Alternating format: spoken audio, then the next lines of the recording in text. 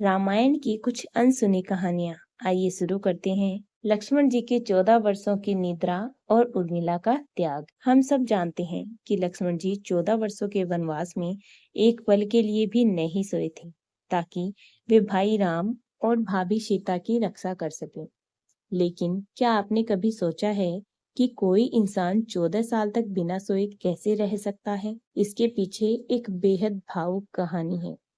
आइए जानते हैं। निद्रा देवी कहती है, लक्ष्मण, प्रकृति के नियम के अनुसार तुम्हें अब सो जाना चाहिए। तुम अपनी नींद को इस तरह नहीं रोक सकते।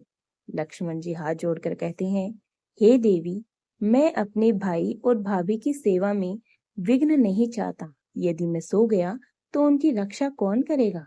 कृपया मुझे अगले 14 वर्षों के लिए नींद से मुक्त कर दीजिए।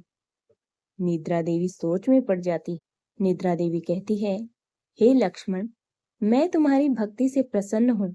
मैं तुम्हें यह वरदान दे सकती हूँ, लेकिन प्रकृति का संतुलन बनाए रखने के लिए तुम्हारे हिस्से की 14 वर्षों की नींद किसी और को लेनी होगी। क्या कोई ऐसा है जो तुम्हारे बदले सो सके?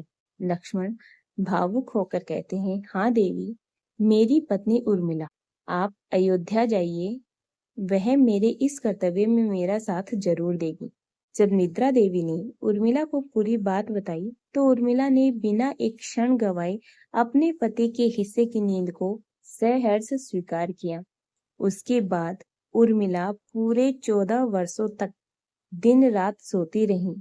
यही कारण था कि लक्ष्मण जी वन में बिना सोए रह सके, और इसी वरदान के बल पर उन्होंने मेघनाद का वध किया, जिसे वरदान था कि उसे केवल वही मार सकता है जो 14 वर्षों तक सोया न हो।